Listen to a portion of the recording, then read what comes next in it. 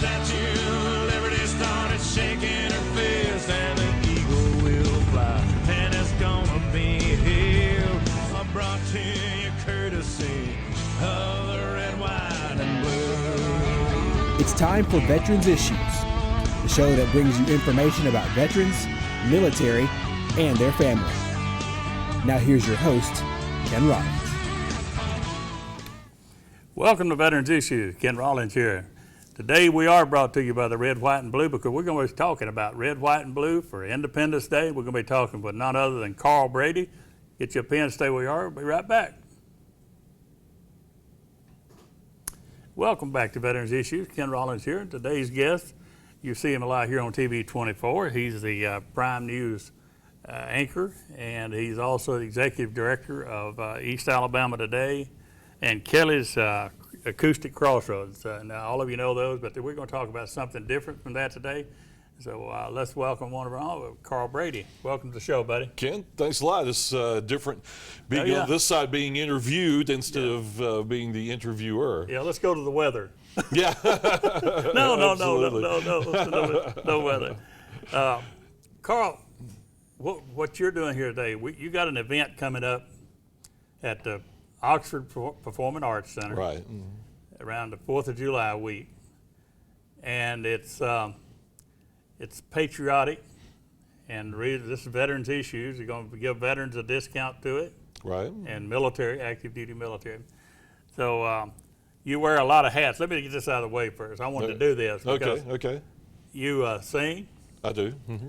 You play the bass. Now I'm talking about the old big upright bass. Fingers get sore sometimes. Oh yeah, I've got calluses on my fingers so much that I can't even feel the tips of my fingers anymore. You produce these other shows, and then Right. you do the evening news and primetime news. And I want to ask you, did you ever do radio? Yeah, I was on the radio for 20 years before I made the switch to TV. Just 20 years? Yeah. I figured with your voice that was somewhere along the line you had to be, and I never knew if you did. Yeah, I did. I started out while I was in college at Sanford working at the campus station. 5 years old? Yeah, 5 years old. And so I spent 20 years in the radio business, working for local radio stations and hosting shows and program directoring and those kind of things, and had the opportunity to make the move over to TV 24. Didn't even know that I wanted to be in TV, and just had the opportunity. It came up and tried it out and fell in love with it. And so people used officially to made the switch. People used to say you got a radio face, but yeah. But that was. I remember, I said, I know that guy had to be in the radio somewhere along the line. If it didn't, somebody missed out on it because he got that voice in it. And those were the days. And people that's never been around radio in the older days when you had 40. I started to bring you a 45 record today and see if you remember what they looked like. Oh, absolutely, yeah. I'm old enough that I do. We played records in the early days of me being on radio, and then we went to carts. And then eventually to CDs, and now with all of the digital equipment that they have now, I love it. I enjoyed the transition in technology. Well, this is TV 24 gives a lot of it local matters is it really played out here, that the local being in the area that you're watching us, that's local to TV 24. If you're watching this show, you're local. And a lot of people that watch this show I hear from over in Birmingham and places like Hueytown, Bessemer, and they tell me what I didn't do right, so they'll probably tell me how I didn't do right there. But let's get down here to this thing that we're talking about for this weekend. Now, I want to tell you this up front. Being in the veterans business, I get a lot of calls. I doubt it is the 4th of July went by in the last 10 years that I don't get a call. What are y'all doing for the 4th? Are you doing anything for the 4th? I have to tell them no. We're not doing anything for the 4th. Right. So anyhow, that's I'm glad that somebody's doing something for the 4th. Well, we're doing this. We started off the Celebrate concert series last year with a show called Celebrate Christmas. And we did that at the Oxford Performing Arts Center, had a great turnout. It filmed it, aired it. It was wonderful. It won this award. This is the Abby Award from the Alabama Broadcasters Association for the best in television for the state of Alabama and local programming. And so we're proud to win that award. And who accepted that? I did. Did I you was say there. I do this on behalf of all the people, or did you just say I do this by myself? No. I had Jordan Smith and Nathan Gober with me, who were a big part of the show. The three of us went up and accepted it, and we recognized, because it takes so many people to make these big shows happen. Absolutely. And so we had a great time doing Celebrate Christmas, and we knew that we were going to make this into a series. And the next most logical step was to make it a Celebrate Freedom show and put it on 4th of July weekend. So the Celebrate Freedom concert this year is going to be on Friday, July 3rd. And it's a celebration of American music and American life. You know, it's not going to be overly patriotic. You're not going to hear the 1812 Overture and all the Sousa marches and things like that. It's just like a 4th of July family get-together, picnic kind of thing. We're going to have a ton of great music, and people can come out and enjoy it. Well, I hope to be there, and the ticket prices are $10. $10 for the adult tickets. Children and seniors are $5, and then we're also offering the $5 tickets for veterans and active duty military as well. Okay, we got that. You got that on the screen up there now. As I said, 4th of July, we don't have anything in this area that people can go, you know, and I just saw at Memorial Day, we had over 450 people at our event in the Memorial Park. And I think because of the turmoil going on in the world and where our country is today, people are wanting to grab the flag and hold on to it a little bit, and to appreciate those that serve so much, and the freedom. That's the main thing. Yeah. This is Independence Day should be celebrated as much as Memorial and Veterans Day, because this was a big time in our history, and that for that flag to wave, and you're doing it on that weekend. The freedoms that we have are, it all goes back to the Declaration of Independence and to the founding fathers and the vision they had for the United States of America. And we're living that. Well, we're down to a couple of minutes. I want to bring up the studio, to bring up the control room, to bring up some of these groups that's going to be here, and let's talk about who they are. Yeah, we'll talk about them real quick. The Barefoot Movement is our headline group. They are a young bluegrass group. They are they're still got a long ways to go to be at the top of their game, and I'm not saying that as a negative thing. Yeah. They're well on the way up. They are being recognized. The International Bluegrass Music Association recognized them with a Horizon Award recently. Kelli Johnson is local. Everybody knows Kelli from all of her shows here on TV 24 that we've worked on together. Lindsay Hinkle is an amazing singer and songwriter from Piedmont, a really good friend, and just an amazing person to hear. And the Ransomed Band, anxious to hear these guys. This is the praise band from Parker Memorial Baptist Church in Anniston. These are local folks here. So they're local folks. They're local. Kelly's local, Lindsay's local. The Barefoot Movement is a national group that's coming in, and we've got a couple of surprises too. Jay Holland's going to be working with us on a little special project that's going to be a part of the show, and a couple of other things that we'll just let be surprises when you get to the show that night. It's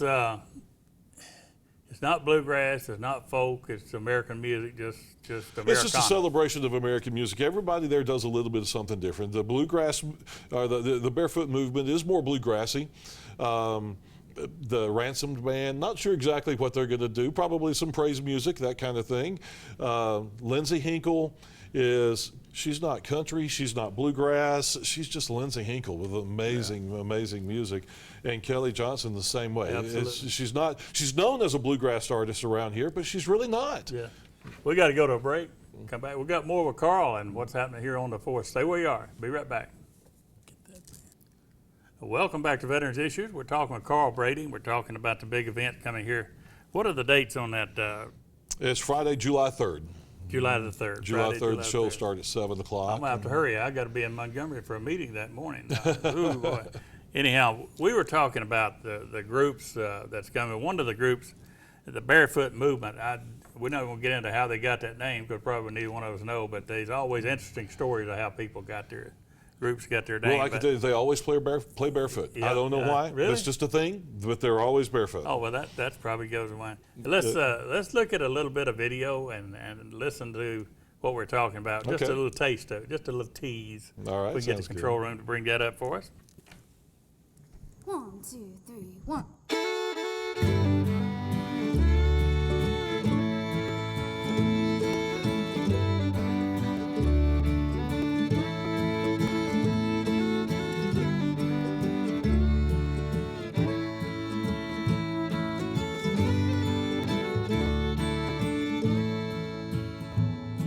The sun disappears along the edge of the horizon. I watch as it fades from view. It took me a while to figure out what I wanted, but this time I know it's you. It's the same. That was a little bit of tease. I didn't want to play it too much because I want the people to get that. Now they're not going to be walking through the weeds and stuff out here. That's No. kind of showing that they're country. But that's Emmylou Harris comes to mind. You know, you were talking about Vern Gosdin a while ago. Right. Some of the things about Vern was considered folk music at a time, but he wasn't. And it's hard to. A lot of people don't want to be defined with their music, and that's the way with Kelli. Right. I could put her country, I could put her bluegrass, I could put her in folk music, I could, but I'd say she just wants to say I'm a singer of songs. It's probably Exactly. So, Kelli especially is a brilliant songwriter. Has some really, really nice songs out that she has written, and they're not all country or bluegrass sounding, and so many artists now are doing that. They're not being defined. I did a show recently with Claire Lynch, who's from Alabama, who's known as a bluegrass artist. Absolutely. But if you listen to her music, you watch her show, it's not bluegrass music, it's not country music, it's Claire Lynch music. Yeah. There's a difference. Yeah, I used to hang around the back at the Grand Ole Opry, and I'd amazed to get in the backstage there and listen to Bill Monroe and how you doing in this low voice right here. Yeah. It's good to see you. And then he'd get out there behind it, way up there, Yeah. There's to see that's the history of our Appalachian roots and stuff like that. But these young artists, they amaze me sometimes what they're gonna do. So what I'm seeing out there that night is something for all the family. The young kids be entertained. Yeah, as there's well plenty, as, plenty of things for everybody to enjoy the music, and like you said, a lot of this music has roots in the Appalachians, in this area. It goes back to the mountain folk and the music that they brought down from the mountains. Is what became what we know as bluegrass music, and then even as it continues, the transition of even bluegrass music is changing from the old days of Bill Monroe and Jim and Jesse and those guys. But I want to tell you about the barefoot movement. These kids, I call them kids in the barefoot movement. They're all in their 20s. They have a degree in music. Each of them went to Middle Tennessee State University, and I had no idea that they offered degrees in this, but they have degrees in bluegrass and old-time music studies. So they don't just play the music, they've studied the music, they've studied the history of the music, they've studied the history of the genre and where it came from. And had I known there was a degree being offered in bluegrass and old-time music, I would have aced that. I would have gone there. Where would you go? Where would you take that degree and say, I'm trying to, most of these people, you get your degree by walking on stage during a showcase somewhere, and somebody sees you and tells somebody, and that's the way it gets around. And that's just right up my alley because I love the history of music. Old country music, and bluegrass is the kind of music I do, and the kind of music I've always loved. And everything from the 1927 Bristol sessions, which was considered the birthplace of country music, and the music that came down from the mountains at that point in time, back in 1927, and how it developed into modern country music and those kind of things. I just love the history of the kind of music music I do. I went up to Huntington, West Virginia with Vern Gosden one time and on the show, and Emmy Lou was backing him up there. She was performing, but she ended up doing some duets. You know, they had records together. Right. Emmy Lou Harris is on there, but Jim and Jesse and the Osborne brothers. And I'm going to tell you something, folks. That's the way I'd see them on the Opry, but till you go out to a bluegrass concert, you get into movement like you're going to church. Yeah. And you get the feeling. They'll get you stomping that foot. And I think that's what. Right. But now the Performing Arts Center, those that haven't been there, that place there's not a bad seat in the house. There is not a bad seat in the house. It is an incredible venue for music, for plays, for anything. And we couldn't do these without them. John Longshore and his crew at the Performing Arts Center are a massive part of putting this together. They're equal partners with TV 24 in making these Celebrate shows happen. And they have an incredible crew. Their backstage crew and the people who work behind the scenes, it's great. I just tell them what I need and turn them loose and let them go. I don't have They're to professional worry down there. about it. They've dealt with some of the best. I went to a lot of good shows down there. That B.J. Thomas, to you name it. I've been to the Irish Women of Irish and dancing across this day. But to get an award in Abbey for this Christmas celebration, now we're coming into this. You had to do something good there for that to be recognized. And so we can only think that having something celebrating freedom at that time of the year, this is going to be eligible for another. We may have to make more room on here for the I'm hoping so. We may have to have a whole case of trophies for our Celebrate series. Yeah, and for you folks, I hadn't give you this Friday, July the 3rd. July the 3rd at 7 p.m. Down at the Oxford Performing Arts Center. And we've got the information on the screen up there for where you get your tickets and whatever. And you veterans remember that you got $5 tickets. That's pretty good for an evening of entertainment and a variety of entertainment. It's I'm looking at all these names. You're gonna have to like one of them, or maybe more than one. But we get down to about a minute there. Carl, what am I leaving out? Well, we want to mention that this will be filmed for a TV special, just like the Celebrate Christmas show was. So you'll be a part of a TV audience when you're there as well. So we'll be filming the whole thing, and we'll put it together into a Celebrate Freedom TV performance. And so once you see the show live in person, and then you go back, and about a week to 10 days later, I'll have it all edited and put together, and we'll have it on TV for you. Somebody be out there in the crowd, hi mom, they might get to see this. Yeah, they might get to see themselves. My audience, they never show my audience on here every week. They only turn the camera around. But you get to see your audience. You may get to see the audience there a little bit. Are you going to perform? I will not be performing this time. I will just be hosting. Vanessa Croft, my news anchor co-anchor, will be hosting with me this time. And I performed a little bit. I did one song at the Christmas show, and I don't want to push myself into too many of these things and make it self-serving, but I would like to. It would be fun to be a part of it. You might have to make another decision. Carl, I've enjoyed this, man. Would you come? Thank you very much. Can we do this again? You know what we need to do? We need to get on Mickey Shadricks out here and talk about everybody's backstory. Yeah. People don't know, and I still don't know all the things I want to know about you. We hadn't had the time. Right. But if we get Mickey Shadricks and John Holder and you out here, we got a lot to talk about. Thanks a lot for doing this. I enjoyed it. And we'll be right back with news that you can use. Stay where you are and get that pen. Be right back. Welcome back to Veterans Issues. Appreciate Carl Brady coming in and doing the show today. And I want you to remember that July the 3rd at 7 p.m. at the Performing Arts Center. Put that on your to-do things for the 4th of July. Something you can recognize and remember why that flag flies and what the 4th of July, the Independence Day, is all about. And give a good place to take your kids, your grandkids, and just help us celebrate the Independence Day out there.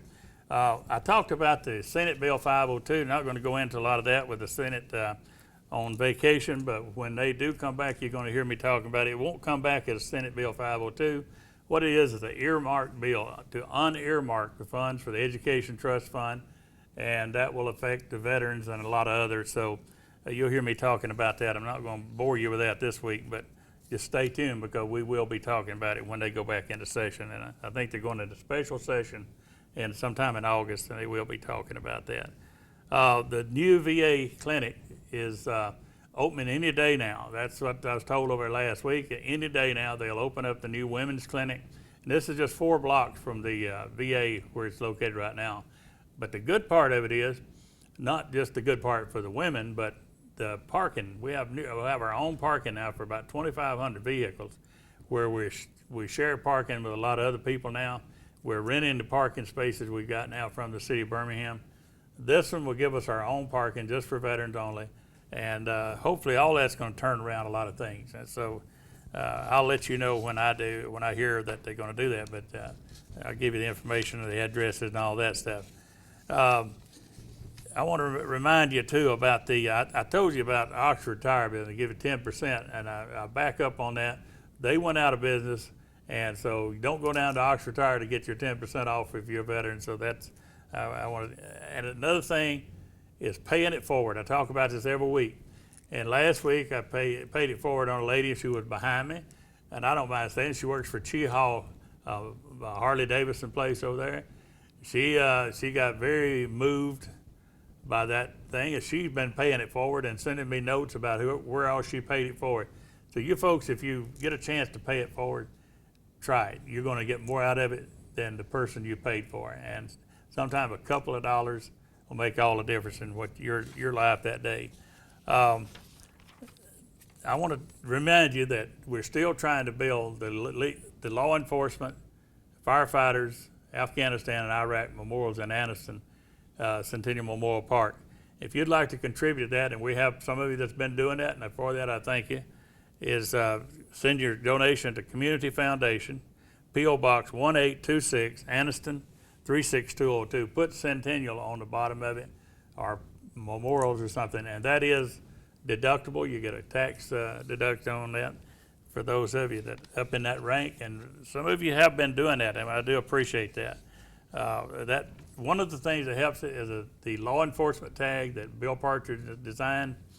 That tag brings in about $1,000 a month toward this memorial. So keep buying those tags. It goes with any vehicle. The colors are great, and you do not have to be in law enforcement. But it's a memorial to the fallen officers, and when a law enforcement officer comes behind you and sees that tag, they know that you support law enforcement. So be sure and get that tag if you can.